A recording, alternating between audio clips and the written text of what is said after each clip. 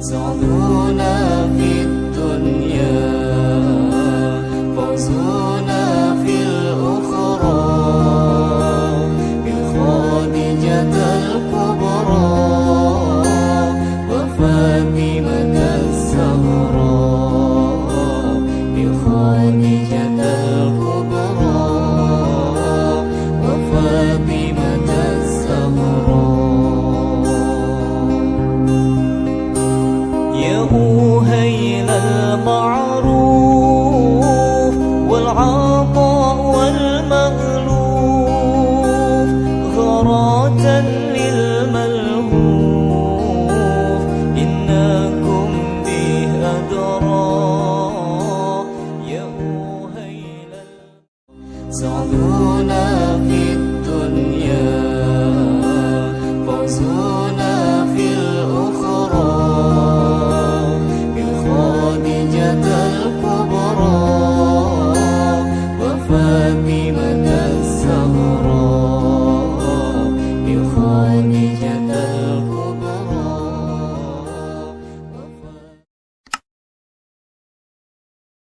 وعلى هذه النية ببدء مرضات الله وعلى كل نية صالحة إلى حضرة النبي محمد صلى الله عليه وسلم وعلى آله وأزواجه وأولاده وذريته رضوان الله تعالى عليهم أجمعين واحشرنا معهم برحمتك يا أرحم الراحمين وإلى حضرة الشيخ جلال بن سيدي وإلى حضرة الشيخ جلال بن المحلي وإلى حضرة الشيخ أحمد السيد المالك وإلى حضرة الجميع المنزل سيدي الفاتحة. أعوذ بالله من الشيطان الرجيم. بسم الله الرحمن الرحيم. الحمد لله رب العالمين الرحمن الرحيم مالك يوم الدين إياك نعبد وإياك نستعين اهدنا الصراط المستقيم صراط الذين أنعمت عليهم غير المغضوب عليهم ولا الضالين اغفر لنا. السلام عليكم ورحمة الله وبركاته.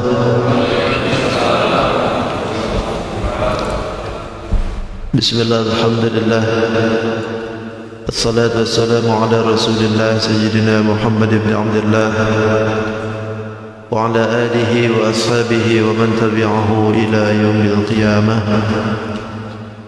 اللهم صل وسلم وبارك على هذا النبي الكريم وعلى آله وأصحابه والتابعين لهم أجمعين. أما بعد، وقد قال الله تعالى في كتابه الكريم في سورة البقرة: أعوذ بالله من الشيطان الرجيم.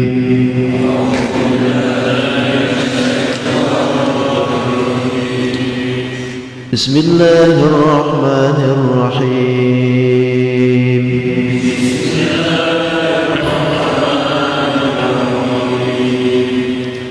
ألف لام ميم.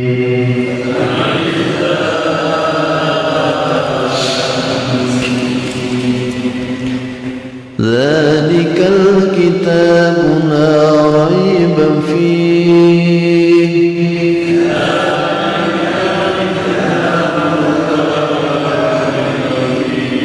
هدى للمتقين الذين يؤمنون بالغيب ويقيمون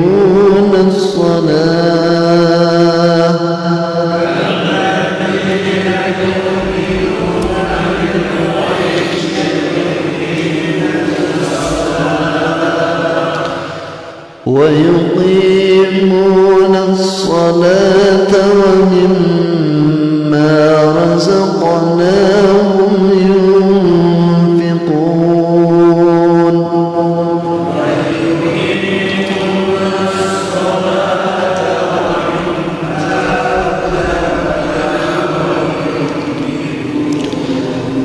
والذين يؤمنون بما أنزل إليك وما أنزل من قبلك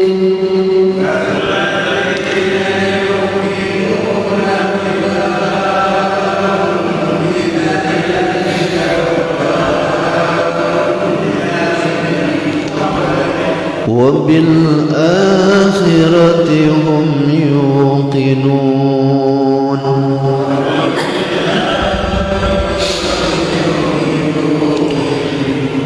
أولئك على هدى من ربهم وأولئك هم المفلحون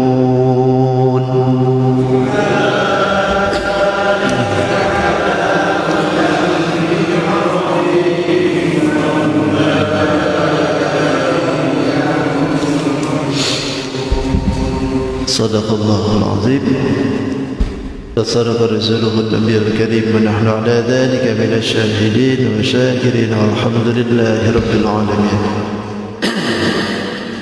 Alhamdulillah, segala puji milik Allah Subhanahu wa taala. Kembali Allah berikan kesempatan kepada kita untuk bisa menambah amal kita. Bahkan alhamdulillah Allah berikan kesempatan kembali guna bisa melaksanakan salat subuh dengan berjamaah. Dan hari ini adalah hari Sabtu terakhir ya di bulan Sya'ban. Insyaallah Sya'ban depan kita masuk ke Ramadan. Mudah-mudahan amal ibadah kita yang senantiasa kita laksanakan, baik yang wajib, yang sunnah, infak dan sebagainya, senantiasa diterima dan diridai oleh Allah Subhanahu wa taala. Yang kedua, salawat dan salam tidak hentinya semoga limpah-ruahkan kepada junjungan alam Sayyidul Mustafa wal Murtada Habibana wa syafi'ina wa qurrati a'yunina Sayyidina Muhammadin sallallahu alaihi wasallam.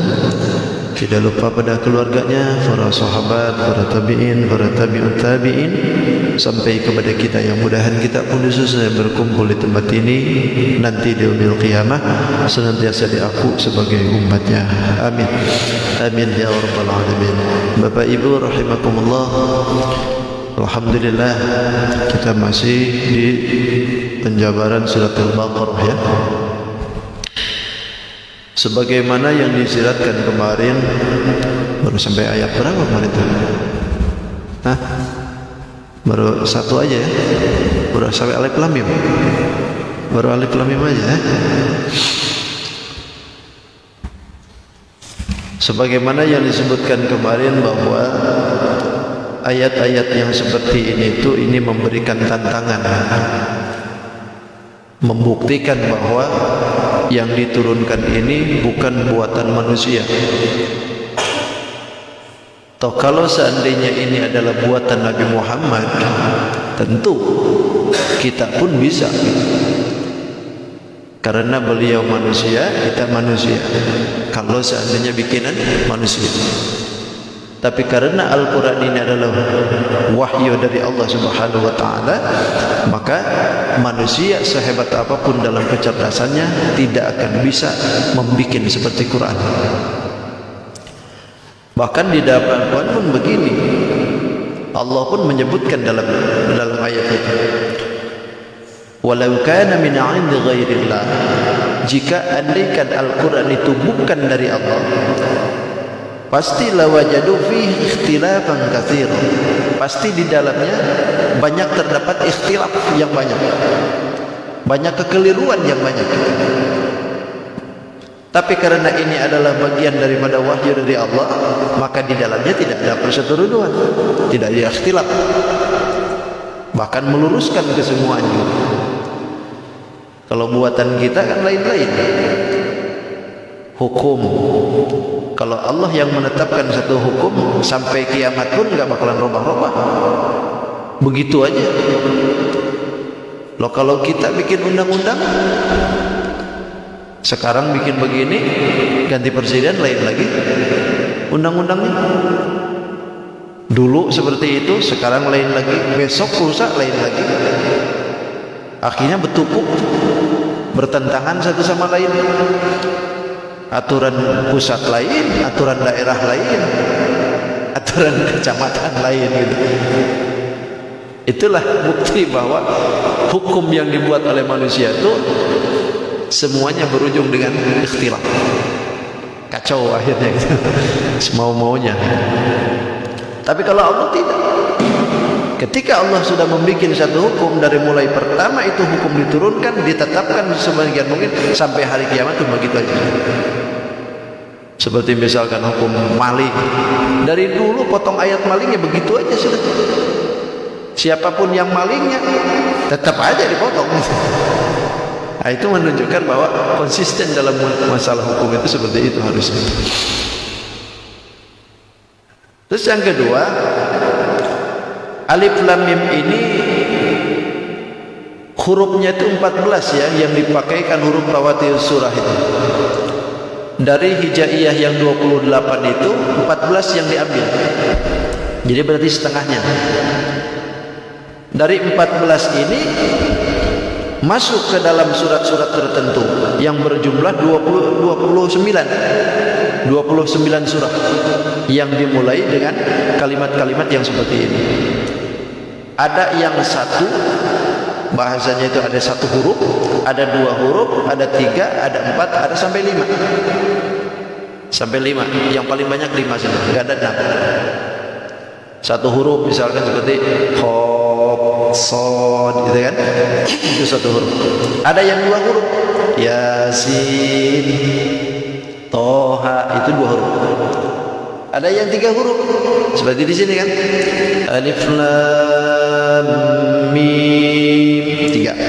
Ada yang empat, Alif Lam Mim Ra, ada yang lima, Kaf Ha Ya Ain Sin Qaf, itu lima.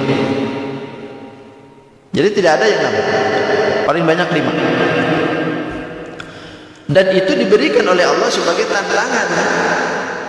tantangan bahwa mufassirin semua amun tidak berani menyatakan atau mengartikan, menafsirkan daripada kalimat-kalimat itu.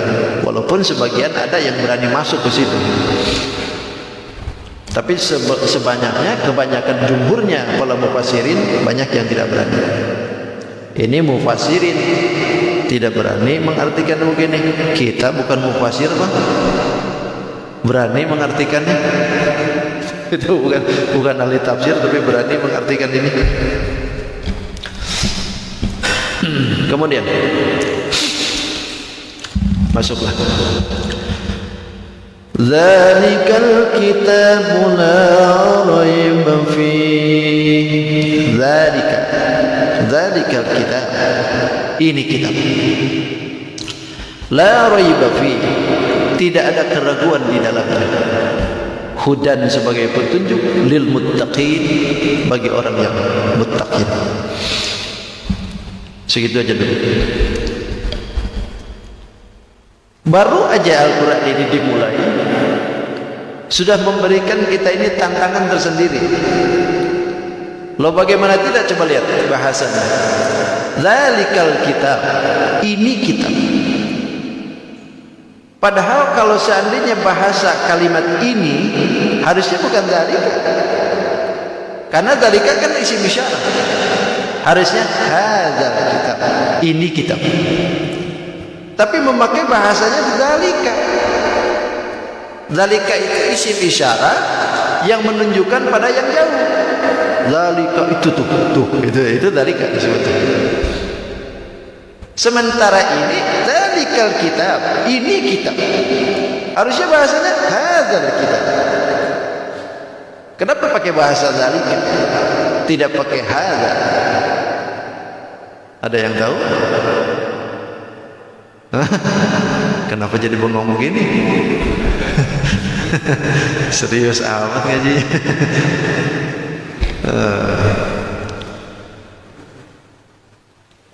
Dikeluarkan kopinya.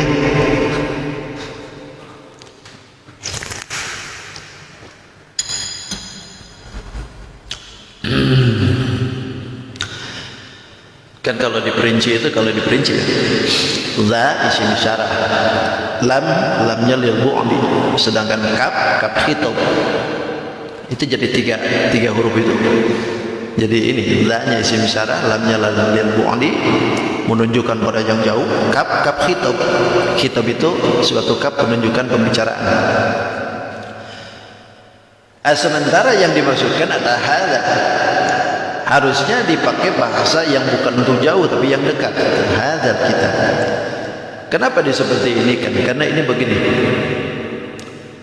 Ini memberikan tantangan. Andal Qur'ana qarib. Sungguhnya ini Quran itu dekat. Kan ibaratnya ini Quran dekat di kita. Kenapa bahasanya zalika? Jauh. Seolah-olah Quran itu di sana. Karena jawabannya begini, misalnya. Pertama lita'zim. Ini Allah memberikan bahasa seperti ini itu untuk mengagungkan Quran itu sendiri. Karena in kana qariban minna, walaupun ini Quran menurut kita ini adalah dekat, illa annahu marfu'ur rutbah, tetapi Al-Quran ini ditinggikan dudukannya. Kedudukan Al-Quran ini tinggi, saking tingginya dibahasakannya pun dalika, jauh gitu.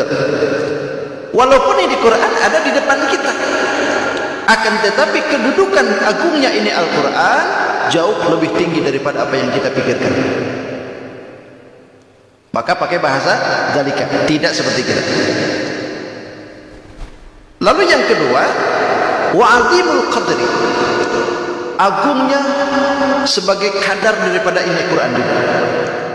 Pertama karena tingginya martabatnya, yang kedua karena agungnya derajatnya.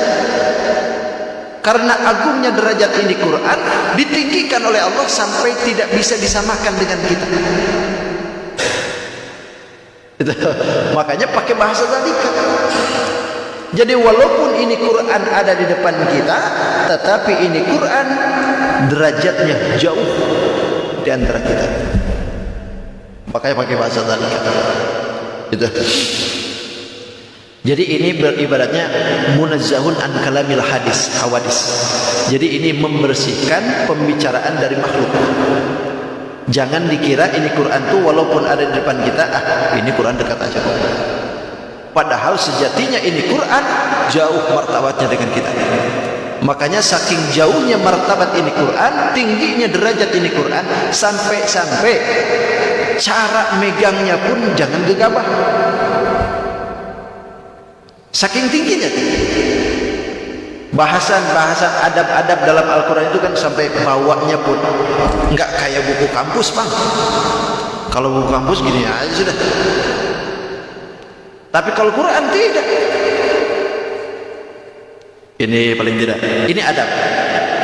Karena saking rutbahnya tinggi ini, saking martabatnya ditinggikan oleh Allah sampai bahasanya pun dalika. Supaya kita berpikir bahwa Quran ini bukan sembarangan gitu. Diginikan. Atau bisa jadilah bawa sekalian gini. Itu jangan diginikan. Itu bawa Quran kayak kampus aja. Itu Quran itu yang mana sih? Pokoknya Quran itu setiap di dalamnya ada kalimat Al-Quranul Karim ditulis oleh Quran, lalu kita ini berniat untuk baca atau dibacain diniatin Quran, itu jadi Quran walaupun cuma satu ayat. Walaupun cuma satu ayat. Kalau diniatinnya itu adalah Quran. Karena tergantung dari niat. Yasinan itu kan ada Yasin. Quran kan ya Quran. Kalau ditinjau dari segi misalkan banyaknya ayat-ayat Al-Quran di situ lebih banyak ketimbang bahasa Indonesianya, ya berarti itu Quran. Bahkan Imam Nawawi menghukumkan kalau seandainya lebih banyak itu ayat Qurannya daripada terjemahannya, berarti itu hukum Quran. Haram ketika kita megang tidak punya wudu. Tapi kalau seandainya kebanyakan itu adalah terjemahannya, Qurannya sedikit, itu berarti makruh kalau seandainya kita tidak punya wudu. Atau sama-sama seperti tafsir Jalalain itu hampir sama-sama. Ayat dengan dengan terjemahannya itu, tafsirnya itu hampir sama. Nah, itu berarti sama juga dengan Quran. Lalu Yasin yang kita pakai itu habis baca tidak dihormati oleh kita. Bahkan wa ilaihi turja'un. Sadaqallahu. Maaf ya. Wih, sampai bisanya begitu kan. Maaf ya. Dilemparkannya itu. Hati-hati. Ini Quran. Tuh, karena bahasa ini pun harusnya kita berpikir dari segi bawanya saja. Atau misalkan kita baca, paling tidak itu bacaan Qur'annya itu ada di atas paha kita, seperti begini paling tidak. Jangan di bawah. Ini kita taruh Quran di sini, ditaruh di bawah. Jangan. Ini Quran ini mulia derajatnya, lalu kita taruh bahkan di bawah kaki kita. Ini melecehkan ini. Bahkan di dalam kaifiatnya salah satu bentuk daripada kita akan susah untuk memaknai atau memahami Al-Quran, salah satunya adalah karena tidak ada kesopanannya dengan Quran. Jadi ketidaksopanan kita dengan Al-Quranul Karim itu akan mewarisi kita bodoh dengan Quran. Susah memahami Quran.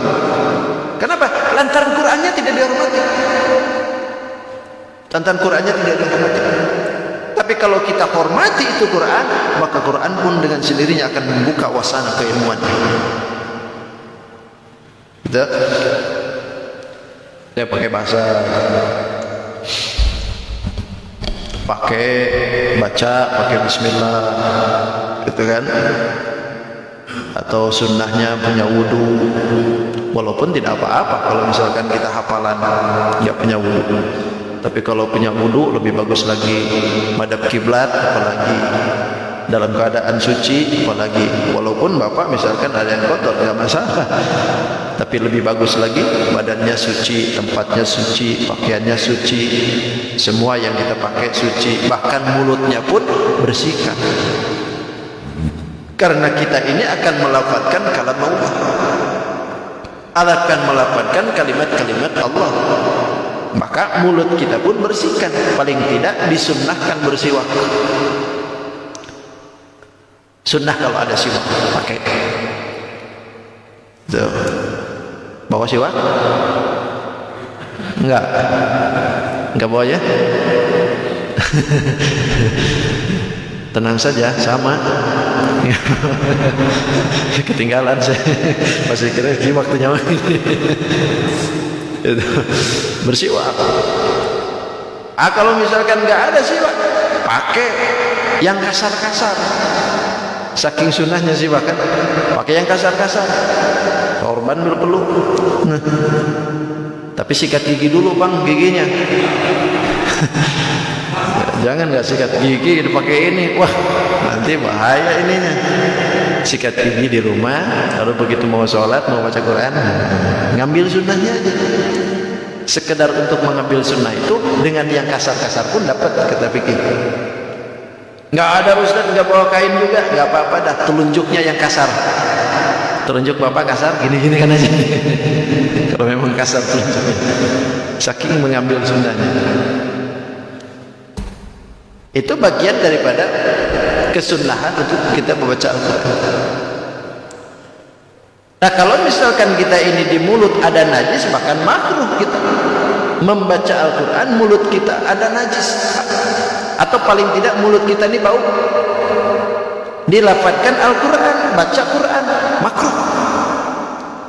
Tapi tidak taraf sampai haram, cuman makruh saja. Berarti kalau makruh itu diambil dari bahasa Arab karoha, yang artinya karoha itu berarti menyebalkan gitu. Berarti tidak boleh. Ini sudah perokok, makan jengkol, baca Quran. Betul. Sudah perokok, makan pete. Sudah pete, makan lagi itu durian. Wah. Baca Quran lagi. Itu bagian dari situ. Makanya ini Al-Quran dimulai dengan kalimat dalil supaya kita ini berpikir bahwa ini Quran bukan sembarangan, bukan buatan biasa, bukan buatan ciptaan manusia. Karena ini adalah wahyu Tuhan, maka siapapun mereka yang mau membaca Al-Quran harus menghormati itu Quran. Tapi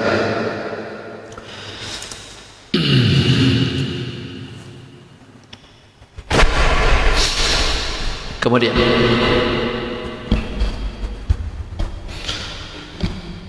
la raiba fi dzalikal kitab. Ini kitab. Kitab apa yang dimaksudkan? Kitab tidak lain adalah kitabul Al-Qur'anul Karim. Ini Quran dibahasakan dengan kitab. Tapi sebetulnya yang dimaksudkan itu adalah maktub. Artinya yang tertulis. Tapi kenapa ini bahasanya kitab? Karena Allah memberikan isyarat bahwasanya ketika Al-Quran itu diturunkan, seolah-olah Allah menyuruh kepada baginda Nabi, induk Quran tulis cepat-cepat. Karena bahasanya adalah dzalikal kitab, bimana maktub, berarti ini harus ditulis. Maka begitu sudah Al-Quran itu turun, setiap kali turun baginda Rasul menyuruh kepada sahabat, tulis cepat, ditulis. Ada yang ditulis di batu, ada yang ditulis di tulang, ada yang ditulis di pelepah kurma, ada yang ditulis di kulit. Pokoknya yang bisa ditulis pada waktu itu ditulis semua. Karena ini Quran maktub, ditulis gitu Pak. Ya kalau baginda Rasul nggak masalah, kalau Rasulullah nggak masalah. Sekali diturunkan wahyu Rasul hafal. Walaupun Rasulullah sendiri pertama-pertamanya itu dikhawatirkan, sampai begitu turun ayat itu berulang-ulang Nabi itu takut lupa gitu. Sampai diturunkan ayat oleh Allah, la tuharrik bihi lisanaka lita'jala bihi. Jangan cepat-cepat engkau lita'jala bihi. Sampai baginda Rasul itu dicepatkan lisannya itu, maksudnya itu supaya tidak lupa. Karena dikhawatirkan lupa. Padahal kalau Rasulullah nggak bakalan digitukan oleh Allah. Tenang saja gitu ibaratnya, tenang saja kalau biar tenang. La tuharrik bihi lisan. Jangan selalu mencepat-cepat terlalu gitu. Ya kalau kita sekali dua kali nggak bakalan masuk gitu. 100 kali aja 14 tetap. Sekarang hafal, besok lain lagi. Kalau Nabi sekali diturunkan hafal langsung. Karena memang Nabi ini ibaratnya kopian gitu. Otak-otak kopian gitu. Begitu sudah dengar tuh langsung hafal. Nah, ini pemikiran apa? Kecerdasan macam seperti ini tuh tidak semuanya bisa. Bahkan para ulama pun banyak yang diberikan kecerdasan seperti itu. Seperti Imam Syafi'i, Imam Malik, Imam Ahmad bin Hanbal, Imam Ghazali, itu pemikirannya itu cerdas. Jadi kalau seandainya ada yang kedengaran tuh langsung hafal gitu. Imam Syafi'i itu. Bahkan Imam Syafi'i itu kan dalam sejarahnya 7 tahun aja sudah hafal Quran. Kita 70 tahun belum hafal-hafal. Kuliah bulik-bulik itu terus. 7 tahun hafal Quran. Dulu nggak percaya, masa sih anak siapa-siapa itu. Ternyata sekarang ada juga sekarang yang 7 tahun, 8 tahun sudah hafal Quran. Nah itu membuktikan bahwa benar dengan apa adanya yang diri Imam Syafi'i itu benar. Bahkan 7 tahun hafal Quran, 12 tahun hafal Muwatta. Muwatta itu kitab hadis yang dikarang oleh Imam Malik. Imam Malik sudah bikin buku. Imam Syafi'i masih kecil, 12 tahun, mau belajar ceritanya ke Imam Malik. Imam Malik ini bukunya adalah Muwatta, dihafal dulu sebelum datang ke Madinah, dihafal dulu. Hebatnya Imam Syafi'i itu. Jadi datang ke sana tuh tinggal store aja, storan hadisnya. Kitab Muwatta itu 12 jilid tuh. Ribuan hadis itu di situ. Ini dihafal. Berarti dari satu kitab saja sudah ribuan hadis yang beliau hafal. Belum dari kitab-kitab yang lain. dari guru-gurunya yang lain. Sementara orang sekarang ada orang yang menyepelekan hukum yang ditetapkan oleh Imam Syafi'i. Bahkan ada yang menyebutkan nggak usah kita bermadzhab dengan Syafi'i, cukup aja dengan Quran dan hadis. Pertanyaannya ini, apakah pian ini sama derajatnya dengan Imam Syafi'i?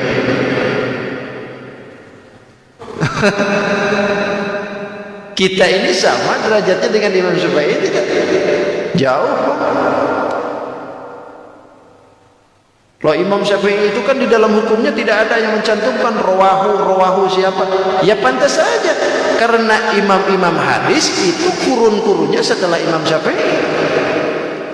Imam Bukhari pun itu setelah Imam Syafi'i. Kan begitu? Imam Syafi'i lahir tahun 150, sementara Imam Bukhari tahun 200-an. Makanya hadis-hadisnya yang ada di dalam kitab Imam Syafi'i nggak ada yang namanya rawahul Bukhari, rawahul Muslim. Ya pantas saja. Karena memang kurunnya pun beda. Sekarang ada orang yang tidak mempercayai hukum Imam Syafi'i karena di dalamnya tidak ada sahihain misalnya. Kalau Imam Bukhari aja menginduk dalam madhab syariatnya adalah Imam Syafi'i. Jadi jangan dikira Imam Bukhari, Imam Muslim itu nginduknya tidak bermadhab juga. Imam Syafi'i beliau itu. Coba lihat di dalam syarahnya. Itu beliau itu memang diberikan keistimewaan oleh Allah Subhanahu wa taala untuk mengumpulkan hadis-hadis Nabi. Tapi dalam prakteknya hukum syariatnya beliau pun nginduk kepada Imam Syafi'i. Dalam praktek syariatnya itu. Jadi inilah yang dimaksudkan.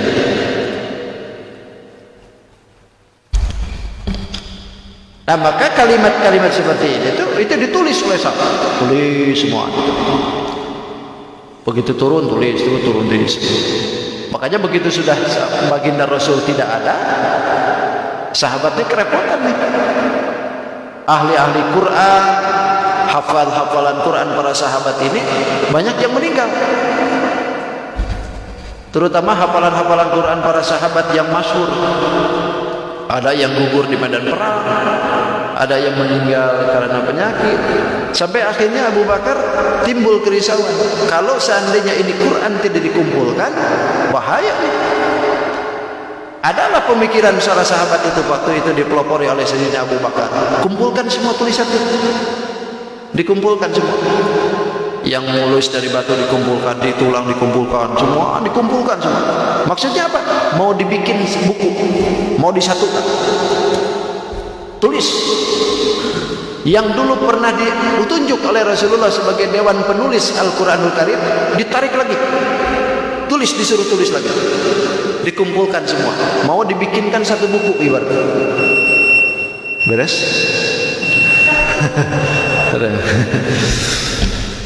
Cuman Sayyidina Abu Bakar ini belum lama. Tidak lama jadi khalifah. Ada yang menyebutkan cuman berapa tahun, setahun lebih. Karena saking kerinduannya dengan Rasulullah, Abu Bakar meninggal. Karena Abu Bakar itu sakit lantaran rindu dengan Rasulullah. Saking cintanya itu dengan Rasulullah sampai sakit-sakitan. Coba akhirnya meninggal. Proyek belum selesai ini. Naiklah khalifah yang kedua Sayyidina Umar.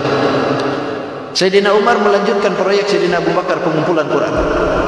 Ternyata Sayyidina Umar pun belum selesai. Keburu dibunuh. Sayyidina Umar keburu dibunuh. Quran belum selesai dikumpulkan. Naiklah khalifah yang ketiga Sayyidina Utsman. Nah, ketika di Sayyidina Utsman inilah proyek pengumpulan Al-Qur'anul Karim rampung. Semuaan ditulis, semuaan dikumpulkan, semua dikumpulkan. Lalu terjadilah di situ pengumpulan Al-Quran di masa Sayyidina Utsman. Jadilah semua. Penyusunannya pun seperti sekarang. Dari mulai suratul Fatihah sampai pada akhirnya yang Anas, itu adalah proyek penyusunan Utsmaniyah disebutnya. Apakah beliau sendiri yang menentukan? Sebetulnya Rasulullah pun ada menentukan. Sebagiannya lagi para sahabat ijtihad. ijtihadi harus di mana diletakkan surat-surat ini sebagian. Maka terjadilah 4 buku, 4 Quran. Satu dibawa oleh Sayyidina Utsman, satu dibawa oleh Sayyidatina Aisyah, yang satu dibawa Sayyidina Ali, yang satu ditaruh di Mekah. Itu. Bahkan yang Sayyidina Utsman itu kan sekarang masih ada di museum. Berlumuran darah. Yang punya Sayyidina Utsman itu berlumuran darah. Karena Sayyidina Utsman dibunuh lagi baca Quran.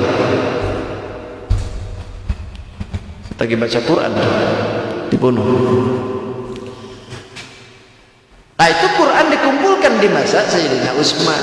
Maka tulisannya pun disebutkan Khat Utsmaniyah. Karena ini Quran dikumpulkan dalam masa Utsmaniyah, maka tidak heran kalau seandainya ada sekelompok orang yang mengatasnamakan Islam tidak mengakui Quran. Bahkan mereka bikin Quran sendiri. Disebutnya Quran tadhkirah, Quran tandingan. Kenapa? Karena mereka tidak menganggap Sayyidina Utsman itu adalah orang baik. Bahkan dikafirkan. Sayyidina Utsman dikafirkan, Sayyidina Abu Bakar dikafirkan, Sayyidina Umar pun dikafirkan. Qurannya tidak dipercayai. Dia bikin sendiri. Tapi dia mengatasnamakan Islam. Padahal bukan. Gitu. Hanya satu yang mereka agungkan, Sayyidina Ali. Gitu. Nah, kalau bicara tentang masalah ini, berarti kita paham sekarang. Al-Quran ini memang wahyu dari Allah Subhanahu Wa Taala. Akan tetapi dibukukan ini Al-Quran tidak ada di zaman Nabi. Berarti kalau seandainya tidak ada di zaman Nabi, berarti hukumnya? Ayo. Bid'ah kan? Berani mengatakan, kita mengatakan pinar. Kan orang dikit-dikit bid'ah, pinar, neraka gitu kan. Bid'ah memang. Ini Quran bid'ah. Dibukukan itu bid'ah. Karena memang tidak ada di zaman Nabi. Cuman masalahnya setiap kali menghukumi akan perbedaan tidak semuanya dolalah. Coba bahasanya kita lihat. Karena disebutkan kullu bid'atin dolalah wa kullu dolalatin finnar. Kan begitu. Setiap yang bid'ah itu adalah sesat. Dan setiap yang sesat itu tempatnya di neraka. Kan begitu. Ini kan mantuk bahasanya. Kalau dalam bahasa mantik itu disebutnya mantuk. Kalau ada mantuk berarti ada mafhum. Ini seandainya bid'ah yang sesat, setiap yang bid'ah sesat itu pinar. Sekarang pertanyaannya, ada bid'ah yang tidak sesat, pinar juga? Ayo. Ya tentunya enggak. Karena ini mafhum. Makanya setiap kali lafaz kullun itu harus dikaji oleh kita. Dalam bahasa mantik ada dua. Ada kul majmu, ada kul jami. Kalau kul majmu itu biasanya ada pengecualian. Seperti kullu bani tamin as-sakhratil azimah. Contoh. Setiap turunan Bani Tamim itu memanggul batu besar. Kita berpikir, apakah bayi Bani Tamim bisa manggul batu besar? Atau misalkan setiap orang kayu manis bisa memanggul batu besar. Pertanyaannya, apakah bayi orang kayu manis bisa memanggul kayu besar? Bisa enggak? Enggak kan? Itulah pengecualian. Maka kulnya yang dimaksud itu adalah kul majmu disebutnya. Jadi setiap itu memang bisa memanggul, akan tetapi ada pengecualian. Siapa? Bayi itu. Itu kul majmu. Lain halnya kalau kul jami. Kalau kul jami itu sama sekali tidak ada pengecualian. Seperti misalnya kullu nafsin dha'iqatul maut. setiap yang bernapas dha'iqatul maut, akan mentitipi mati. Ada enggak yang punya napas tidak mati-mati? Hah? Ada enggak orang yang hidup ini enggak mati sampai sekarang, dari mulai dulu sampai sekarang? Ya, ada kan? Itu menunjukkan bahwa tidak ada pengecualian. Siapapun yang diberikan nyawa pasti ujungnya akan mati. Itu berarti kul majmu disebutnya, kul jami disebutnya. Semua orang pasti akan begitu. Nah itu kul jami. Tapi kalau kul majmu tidak begitu. Makanya lihatin bahasanya, kullu bid'atin dolalah wa kulla dolalatin finnar. Nah ini lapan kulla diulangi lagi. Ini menunjukkan bahwa ada perbid'ahan yang tidak akan finnar. Bid'ah yang mana? Nih contohnya. Makanya pantas Imam pengarang kitab Fathul Mu'in itu menyebutkan bahwa bid'ah itu memang itu bid'ah itu tidak ada di zaman Nabi, itu bid'ah.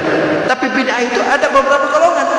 Ada bid'ah wajibah, ada bid'ah makruhah, ada bid'ah mandubah, ada bid'ah muharramah. Bid'ah. Ada bid'ah wajibah. Bid'ah tidak ada zaman Nabi, tapi wajib diadain. Seperti Quran, ilmu fikih, ilmu nahwu, ilmu sorok, ilmu ma'ani, ilmu bayan. Itu semua bid'ah tidak ada di zaman Nabi, tapi dibukukan. Kenapa? Karena kalau tidak seperti itu kan kalang kabut kita. Kalang kabut kita. Quran dibukukan oleh sahabat, bid'ah tapi wajib diadain. Sebab kalau tidak begitu kan kita nggak bakalan bisa baca Quran. Lo sudah ada Qurannya aja kita nggak bisa-bisa, apalagi tidak ada Qurannya. Wajib diadain. Hukum fikih dibukukan, hukum nahwu dibukukan, hukum sorok dibukukan, semua dibukukan. Karena itu merupakan bid'ah tidak ada di zaman Nabi, tapi wajib diadain. Ada bid'ah mandubah tidak ada di zaman Nabi, tapi sunnah diadain. Seperti mana? Nih, kita bikin masjid. Apakah di zaman Nabi bikin masjid pakai keramik? Nggak ada. Berarti bid'ah. Pinar dia.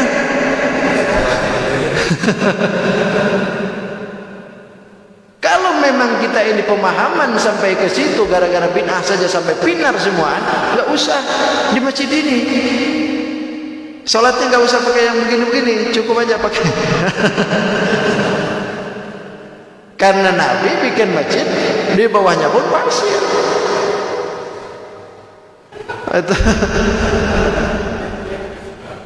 Tapi kenapa kita diadain seperti ini? Ini bid'ah memang, tapi sunnah. Artinya bagus-bagus aja. Apalagi ini adalah satu kehormatan muslim. Direka-reka, diindah-indah. Itu nggak ada di zaman Nabi. Masjid Madinah macam sekarang enggak begitu. Dulu kan biasa aja. Kalau sekarang, gerengnya luar biasa, emas, kan? Huruf-hurufnya emas, gerbangnya emas, nggak tanggung. Hampir mirip juga emas kan ya.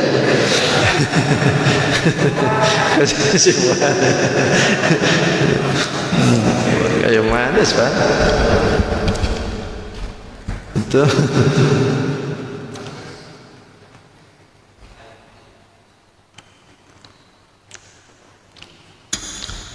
Bid'ah mandub seperti maulid itu memang tidak ada, tapi sunnah.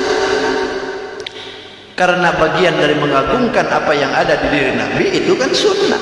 Man ahya sunnati faqad ahabbani. Siapa orang yang menghidupkan sunnahku, maka dia berarti cinta kepadaku.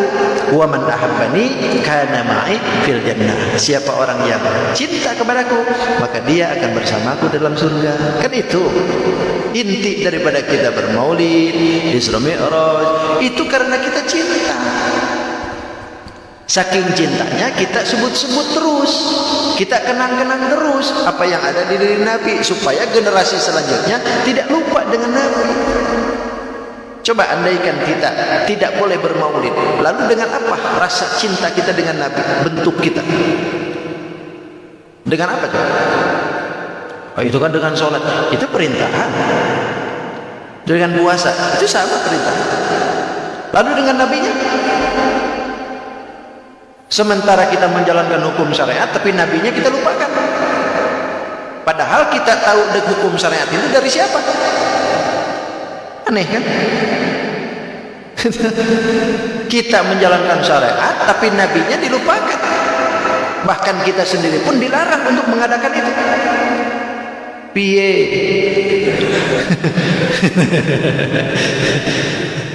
Itu maksudnya.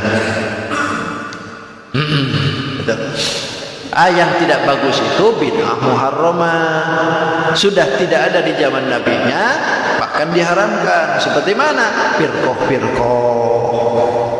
itu mengadak-adakan hukum syariat yang tidak ada di zaman Nabi. Itu baru muharramah, haram hukumnya. Salat fardu duhur 4 rakaat dibikin jadi 5 rakaat. Tidak boleh. Salat yang sudah di waktu-waktu maghrib jam sekian, isya jam sekian, lalu disatuin, cukup dengan 1 kali saja, beres semuaan, gak usah salat lagi. Kan ada macam begitu. Salat duhur disatuin, asar disatuin, subuh disatuin, semuaan sekaligus. Ya kalau kita juga sama bisa gitu, tapi kan ada jama'. Jama' itu waktunya kan duhur dengan asar, satuin, maghrib dengan isya. Enggak ditarik isya dengan maghrib, ditarik ke duhur semuaan. Kalau dia ditarik semuanya. Pokoknya asar, maghrib, isya, subuh, semuaan ditarik. Ini bid'ah muharramah. Tidak dilakukan oleh Nabi, tapi dia melakukan, haram hukumnya. Tidak boleh macam begitu. Itu apalagi nggak usah lagi kita berpuasa, nggak usah lagi kita sholat, cukup bayar 5 juta ke aku. Wah, ada kalau macam begitu. Nah itu bid'ah sudah. Bikin-bikin dari aturan di Nabi. Makanya pantas siapa orang yang membuat satu aturan yang bukan dariku, kata Nabi, maka adahu finnar, maka siap-siaplah tempatnya di neraka. Itu Nabi. Maka kembali kepada yang tadi ya, setiap bid'ah itu tidak semuanya dolalah, karena ini baru mantuk ucapan. Ketika ada pengucapan berarti harus ada pemahaman. Pemahamannya bagaimana? Kembalikan. Kalau setiap bid'ah itu yang dolalah itu finnar, sekarang kita tanya, ada yang bid'ah tapi bisa enggak finnar? Ya tentu bisa, karena semua ini banyak yang bid'ah tapi enggak semuanya finnar. Maaf, kita pakai baju ini apakah sama dengan baju Nabi? Enggak kan? Beda semua.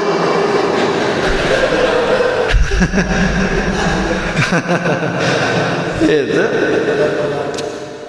kita ini semua peci. Kalau Nabi itu pakai mama. Paling tidak seperti ini lah. Gitu. Kalau peci hitam,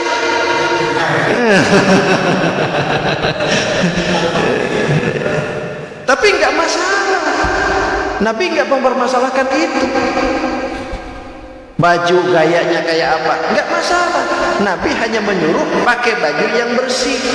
Itu saja. Modelnya terserah Anda. Anda jadi orang Indonesia, model orang Indonesia. Anda jadi orang Arab, model orang Arab. Itu.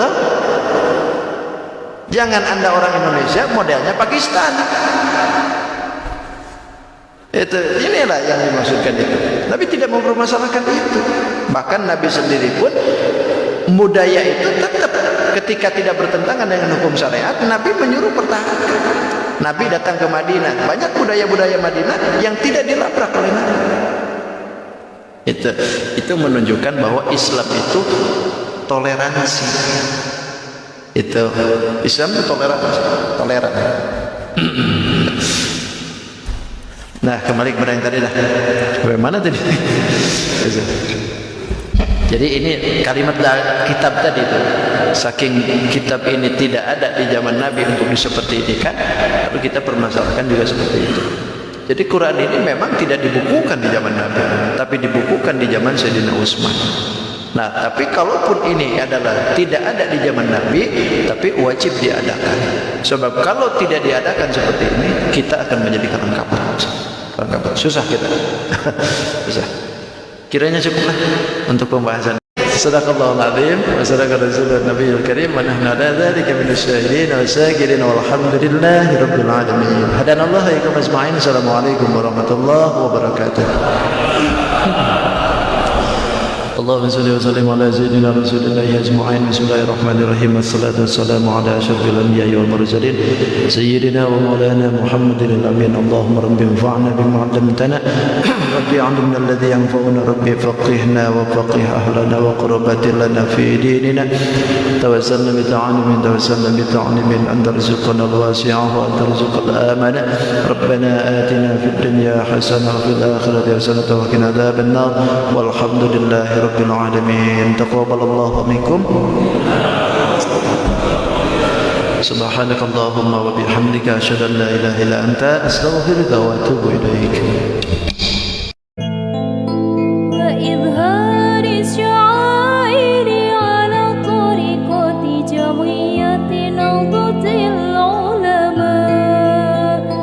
وإظهار الشعائر على طريقة جمعية نهضة العلماء.